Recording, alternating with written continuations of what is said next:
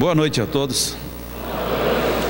Estejamos em paz e harmonia, agradecendo a Deus pela vida, procurando viver da maneira mais digna possível, maneira essa para a qual nós somos convidados, e até mesmo se refletirmos na prece música que foi feita agora, sabemos que se pedimos e queremos ser o que pedimos e o que dizemos que queremos ser, fazendo isso já estaremos adquirindo toda a paz que todos nós procuramos. A doutrina espírita é uma doutrina extremamente atual, é uma doutrina que está bem disseminada no nosso cotidiano, no nosso dia a dia, e nela nós encontramos espaço para reflexões, crescimentos, aprendizados das mais variadas formas. Qualquer que seja, como se dizia antigamente, qualquer que seja o mote que a gente traga, dá para fazer uma glosa em cima de uma maneira muito nobre com a doutrina espírita. Por isso mesmo é que nós começamos trazendo uma imagem caricaturada do Chico Buarque, numa música dele que fala do cotidiano e que fala de uma maneira que quase todo mundo, mesmo as pessoas mais jovens, já ouviram e de alguma forma já repetiram. Todo dia ela faz tudo sempre igual e se acorda às 6 horas da manhã e por aí vai. Muitas vezes a nossa vida ela é cheia de repetições, cheias de rotinas e muitas vezes cheias de tédio, simplesmente porque a gente faz tudo igual. Mas paradoxalmente não é necessariamente porque a gente faz tudo igual, mas é porque a gente acha que está fazendo igual tudo que faz e não procuramos colocar emoções novas dentro daquilo que nós fazemos. O Espiritismo, quando ele nos traz as várias propostas, sejam as propostas filosóficas, ético-morais, ou mesmo as reflexões de ordem científica, nos posiciona de tal maneira que não temos como necessariamente nos imaginarmos fazendo uma repetição de tudo todo dia, e essa repetição simplesmente perdendo todos os valores. Posso começar fazendo uma alusão a um amigo, colega, que eu tive já na minha juventude, e que nós na ocasião fizemos faculdade juntos, nos formamos juntos, só que havia uma grande diferença entre ele e eu. Ele era aquela cabeça formada e formatada para ser o aluno nota 10. Eu fui o dos alunos mais comuns, não era daquele que perdia anos, nem que estava repetindo matérias, mas também eu não tirava 10 em tudo como ele. Mas a despeito disso, ele era um indivíduo extremamente amigo, companheiro, e ele se propunha a ajudar qualquer pessoa que tivesse dúvidas nas matérias que nós estudávamos. Ele se formou em engenharia civil, assim como eu, e se especializou em fazer cálculos estruturais, que era uma parte, à época, muito chata, porque exigia muitos cálculos, muitas repetições, e você precisaria ter muita paciência para gostar daquilo. E qualquer erro no meio de qualquer cálculo poderia lá na frente redundar num prejuízo de monta. Ele, entretanto, não errava, ele era muito bom nisso. E passei alguns anos, depois de formado, sem me encontrar com ele. E um dia eu voltava exatamente de São Paulo, onde eu tinha vindo fazer uma viagem profissional, e no avião, na época em que não tinha lugares marcados, quando eu entrei, ele acenou para mim e eu me sentei ao lado dele e fomos conversando daqui até Natal. E no meio da conversa, cada um procurando saber o que é que nós tínhamos feito depois da faculdade, ele me disse: olha, Jacó, eu vivo muito bem, para mim foi uma surpresa, só que às vezes eu vivo tão bem que eu não entendo porque eu não merecia isso. E aí eu fiquei curioso, por que ele estava dizendo aquilo? É tão pouco comum a gente estar satisfeito demais com a vida. E ele disse: Jacó, você sabe que eu sempre gostei muito de cálculos. E eu fui fazer exatamente cálculos estruturais porque era a coisa que eu mais gostava. E até hoje a coisa que eu mais gosto é pegar alguns problemas que envolvam cálculos diferenciais, integrais, cálculos de matemática mais complexos. Quando eu estou de cabeça muito perturbada com qualquer coisa, eu pego um livro de matemática desses dos bons, pego os melhores problemas que tenho e vou resolver. E na hora que eu resolvo, eu fico tranquilo, aí a minha calma volta. Eu digo: realmente você continua diferente de todo mundo. Mas por que você está feliz e está ao mesmo tempo assim? Ele diz: por um fato muito simples. As pessoas me pagam para eu me divertir. E eu falei, como? Ele disse, a coisa que eu mais gosto, a coisa que eu mais amo é fazer cálculo estrutural. Então, se alguém me pagasse para fazer qualquer outra coisa, de noite, quando eu chegasse em casa, eu iria fazer cálculo estrutural para passar o tempo. Então, eu passo a vida inteira passando tempo.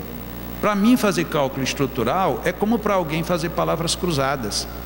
Tanto que eu não precisava, mas eu tenho uma secretária, não para cuidar de nada meu, mas apenas para dizer quanto custa meu trabalho. Porque eu tenho vergonha de dizer quanto custa. Porque é muito ruim você cobrar por uma coisa onde você está tendo prazer. Ele fazia tudo igual, mas ele fazia tudo diferente.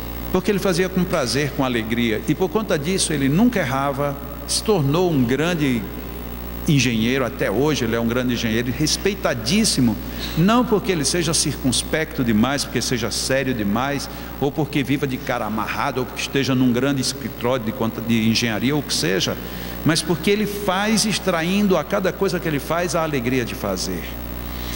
Isto é o contexto que nós temos no genérico, mas nós vamos ver isso em duas situações dentro da própria codificação, dentro da própria obra espírita. E nós vamos começar com uma citação um pouco longa que tem no Livro dos Espíritos, na sua introdução. Sede, além do mais, laboriosos e perseverantes nos vossos estudos, sem o que os espíritos superiores vos abandonarão, como faz um professor com os discípulos negligentes. Allan Kardec estava no começo da codificação, estava começando a trabalhar com os espíritos, e normalmente quando nós começamos qualquer coisa, as pessoas tendem a nos estimular. Parecia que os espíritos pensavam diferente, eles tratavam de uma psicologia ou mesmo de uma pedagogia diferenciada.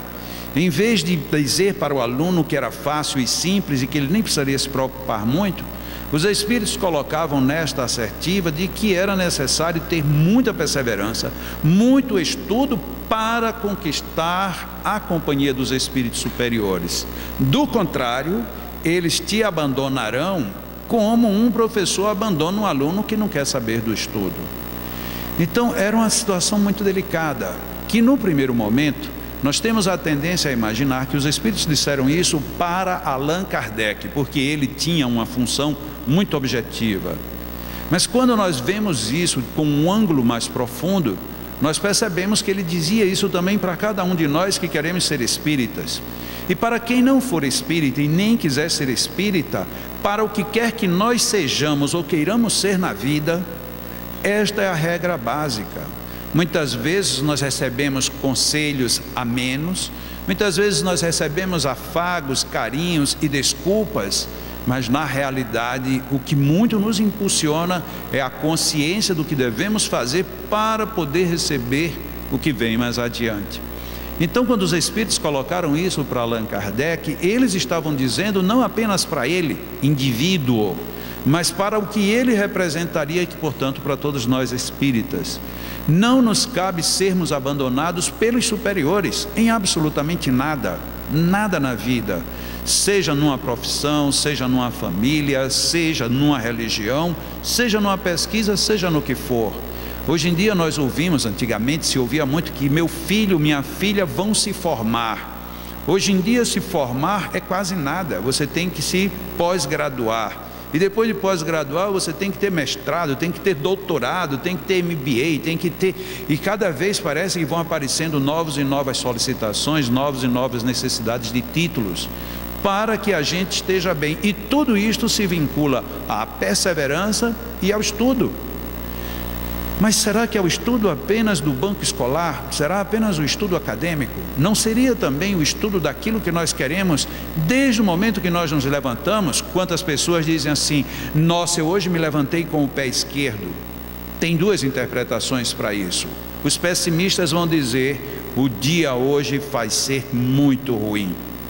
Uma pessoa mais otimista vai perguntar: e você só tem um pé? Você perdeu o outro? Não, eu tenho os dois. Então você acordou com os dois e não só com um. Ah, mas o meu pé esquerdo tocou primeiro o chão. Sim, e daí o que tem de mais? Um dos dois teria que tocar primeiro no chão. Ah, mas o meu horóscopo me diz. O que disse o horóscopo? Seu horóscopo lhe diz que o dia hoje vai ser difícil. E aí o que você faz para enfrentar um dia difícil? Ah, eu já fico logo preocupado. Pois está errado. Se o dia vai ser difícil, então se prepare para na hora que a dificuldade chegar, você enfrentá-la. Se você não fizer assim, ele realmente começa difícil a partir daquele momento. O meu pai, ele uma vez surpreendeu um grande espírita do Brasil que estava lá em casa, e de manhã ele foi com meu pai ao escritório, e quando chegou lá ele disse: olha, antes de começar os nossos trabalhos, o meu trabalho profissional aqui, eu tenho o hábito de ler meu horóscopo. E o palestrante não ia dizer nada, mas olhou espantado, como é que um espírita, antes de começar a trabalhar, lê um horóscopo? Ele disse: eu leio um horóscopo e é o único horóscopo que nunca falhou na minha vida.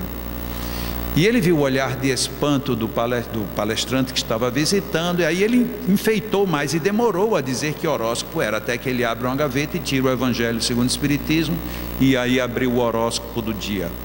Ele disse: o melhor desse horóscopo é porque em nenhum momento ele diz que o meu dia vai ser ruim. O máximo que ele faz é me dizer o que é que eu devo fazer para que o dia seja bom. Mas a gente não tem o hábito de ler esse tipo de horóscopo. A gente quer ler um horóscopo que dificilmente vai dar certo, ou vai dar certo sempre, porque tem horóscopo que é exatamente: você é uma pessoa muito alegre, mesmo que esteja triste. Tudo que você pensar que vai dar errado vai terminar dando certo. Você hoje, a sua cor é a verde, mas se você não encontrar nada verde, é porque o verde está por trás de tudo, e vem aquela coisa tão florida que dá certo para todo mundo. Mas tem uns formadores de horóscopos que são terríveis. Cuidado! E parece que sai até a voz de dentro do jornal, da revista, né? Ele vem meio tenebroso: cuidado, o seu dia hoje será tenebroso. Aí a gente já começa se arrepiando, já sente uma dor na espinha, e aí a partir dali tudo dá errado. E quando alguma coisa dá certo, a gente diz: é porque vem coisa, é para me distrair, e aí a gente não aceita a coisa boa. Tem pessoas que acreditam num velho ditado de que não pode rir muito, porque depois de muito sorriso vem uma tristeza, aí já fica triste logo, já para sair daquele clima. Qual é a vantagem disso? A proposta dos Espíritos é para nós estudarmos sim literaturas, conhecimentos, pesquisas, para quem tem aptidão. Mas se alguém disser: eu não gosto de ler, não gosto de estudar, não gosto de pesquisa, não gosto de nada, observe a vida. Por exemplo, você amanhece aborrecido com tudo? Preste atenção como as aves fazem. Amanhece o dia, elas começam cantando. E tem uma que nem sabe falar e nem nos conhece, e passa e faz bem te vi. E aí passa alguém por a gente e dá bom dia, e a gente diz: eu lhe conheço de onde? Ou seja, a frase é muito maior. Diga bom dia também. O que custa a gente dar um sorriso? Não custa nada, mas a gente não dá. Uma vez minha filha e meu filho, dois dos meus filhos, nós vínhamos no carro, vinha eu, minha mulher, eles dois vinham no banco traseiro, e de repente um gritou para o outro: olha, olha, olha, olha. E eu me assustei. Homem dirigindo se assusta com tudo. Eu não sei se vocês já prestaram atenção nisso. A mulher não, a mulher o mundo acaba e ela não está nem aí. Mas o homem, ele se assusta até com ele. Quando ele tosse, ele diz: por que é que eu estou tossindo? Ele já se assustou. E eu me assustei: o que é que vocês estão gritando? Aí o sinal fechou. Eu disse: olha, eu ia atravessando o sinal porque vocês gritaram. O que é que tem a ver o sinal com o grito deles? Nada, mas a gente arruma desculpa. E ela disse: não, não, é porque é os nossos amigos do colégio que estão no outro carro. Eu digo: sim, daí? Não, daí nada. O sinal fecha, eu paro, e o carro dos amigos parou do lado. Aí eles olharam, abriram o vidro e fizeram: oi. Eu fiquei sem entender. Fechou o vidro, abriu o sinal, a gente saiu. Eu digo: não eram as pessoas que vocês estavam pensando? Eram. E como é que vocês gritaram tanto quando os viram, mas na hora que falaram com eles só fizeram oi? Certo? Não, porque a gente não vai pagar o mico. Eu digo: qual é o mico? Não, quando a gente encontra um amigo assim, a gente só faz oi. Aí quando encontra um inimigo, como é que você faz? Porque se com um amigo é oi,